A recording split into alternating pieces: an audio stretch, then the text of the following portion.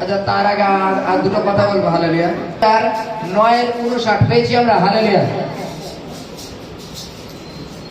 আর একজনকে তিনি বলিলেন, আমার পশ্চাৎ আইসো। কিন্তু সে কহিল, প্রভু, অগ্রে আমার পিতার কবর দিয়া আসিতে অনুমতি করুন। তিনি তাহাকে বলিলেন, মৃতেরাই আপন আপন মৃতদের কবর দিও, কিন্তু তুমি গিয়া ঈশ্বরের রাজ্যের ঘোষণা করো। Hallelujah, hallelujah. বাইবেলে বলছে যে মৃতরাই মৃতকে কবর দিক। হালেলুয়া। মরা মানুষকে কখনো কবর দেয় দেখেছো? হালেলুয়া। মরা মানুষ কখনো মরা মানুষকে কবর দেয় দেখেছো?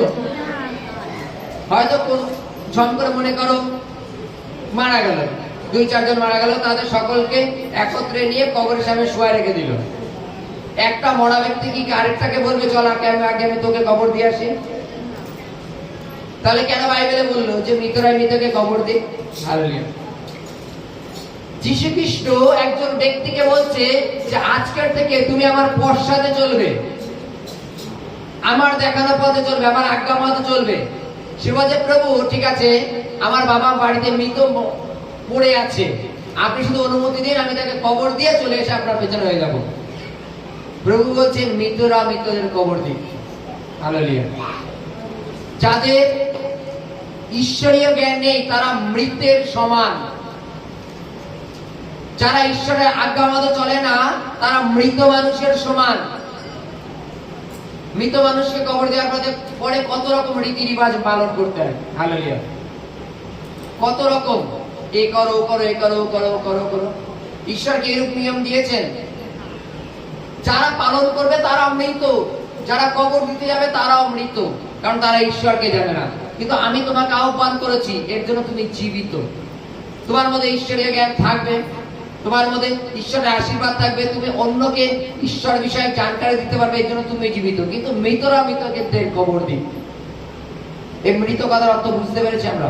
মৃত কাকে বলে? আর যারা শুয়ে থাকে তাদেরকে তো আমরা মৃত বলি, কিন্তু বাইবেলে বলছে যাদের ঈশ্বর সম্বন্ধে জানকারি নেই তারা মৃত মানুষের সমান। কি করে বাঁচতে হয়, কি করে চলতে হয়, কিভাবে কার সাথে মিশতে হয়, কি করে পাড়া প্রতিবেশীকে প্রেম করতে হয়, এগুলো তারা জানে না। তার জন্য তারা মৃত। তারা কি জগতের অভিলাষ অনুপাতে চলে, বংশ পরম্পরা রীতি অনুপাতেই চলে। তারা ঈশ্বরকে জানে না, তারা মৃত্যুর সমান। ঈশ্বর আমাদের যে সমস্ত আজ্ঞা দিয়েছেন সেই সমস্ত আজ্ঞার তারা ধারের কাছে যায় না। তাদের পিতৃপুরুষরা যে সমস্ত আজ্ঞা দিয়েছেন সেই সমস্ত আজ্ঞা পালন করে চলে, ফলে তারা মৃতের সমান। হালেলুয়া। বিভিন্ন ক্ষেত্রে শোনা যায়, যাও তুমি 5 ঘাটে জল নিয়ে আসো, তাহলে তোমার সমস্যার সমাধান হবে। আরে 5টা ঘাট কি বুঝাও?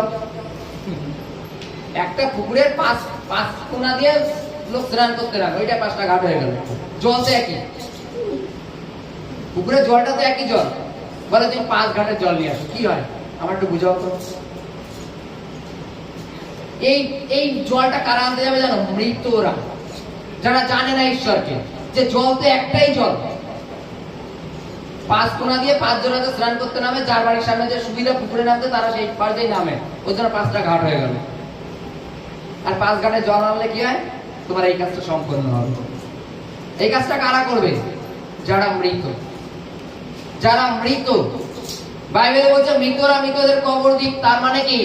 যারা ঈশ্বরকে জানে না, জগতের রীতি রিবাজ অনুপাতে চলে, তারা মৃতের সমান, তারা মরা মানুষের সমান। বাইবেলে যীশু খ্রিস্ট বলছে প্রথমে তুমি ঈশ্বরের রাজ্যের ঘোষণা করো। হালেলুয়া। কার ঘোষণা? ঈশ্বরের রাজ্যের ঘোষণা। আমরা যে জগতে রয়েছি এটাও তো একটা রাজ্য। এই রাজ্য আর ঈশ্বরের রাজ্যের মধ্যে তফাৎ কি? হালেলুয়া। আমরা যারা জগতে রয়েছি, জগতের অভিলাষ অনুপাতে জগতের লোক চলে।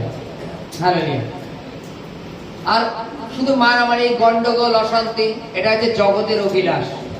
কিন্তু ঈশ্বরের রাজ্যটা কি? যেখানে প্রেম আছে, শান্তি আছে, হালেলুয়া, পরস্পরের মধ্যে মিল আছে, একতা আছে, সেটা হচ্ছে ঈশ্বরের রাজ্য। বলছে মৃতেরা মৃতদের কবর দিক, কিন্তু তুমি আগে গিয়ে ঈশ্বরের রাজ্যের ঘোষণা করো। ঈশ্বরের রাজ্যে প্রেম আছে, ঈশ্বরের রাজ্যে একতা আছে। আজকে যতজন আমরা ঈশ্বরকে বিশ্বাস করি, ঈশ্বরকে মানি, ঈশ্বরের দেখানো পথে চলি, প্রত্যেকের মধ্যে প্রেম হওয়া প্রয়োজন। আর যদি প্রত্যেকের মধ্যে প্রেম হয় তাহলে আমরা ঈশ্বরের রাজ্যের মধ্যে রয়েছি। Hallelujah, hallelujah, hallelujah.